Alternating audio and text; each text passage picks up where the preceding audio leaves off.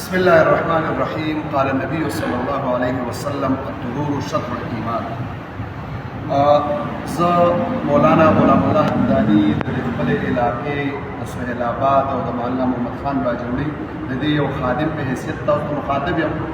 زه د خپل ټولو معززو مشرانو نه کشرانو نه او د خپلو خویندو میندو نه دا یو درخواست کوم چې الحمدلله په موږ او تاسو باندې د عید الاضحی یعنې د غټ اختر ورځ را روانه ده او په دې ورځ به موږ د سنت ابراهیمي چې کوم د قربانۍ هغه طریقې کار دی انشاءالله چې ډېر مسلمانان به هغه ادا کوي، قرباني به کوي. نو په دې حالاتو کې موږ او تاسو له پکار ده چې موږ د خپل اسلامي اصولو او ورسره د ملک او د علاقې د اصولو خیال وساتو.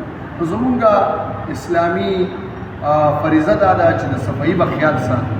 نو په دې حالاتو کې کوم چې زموږ ستاسو قربانیانې وشي د هغې چې کوم ګندونه دي وغیره نو په کار دا دی چې د هغه داسې یو ځای ته دا وکړو چې په صحیح طریقې سره زموږ د WSSB ملګري ځوانان چې کوم لګې وي په دغه ورځ باندې هغوی خپلې قربانیانې هر څه پرېږدي وي زموږ او ستاسو د علاقې د صفایي خدمت دپاره لګي.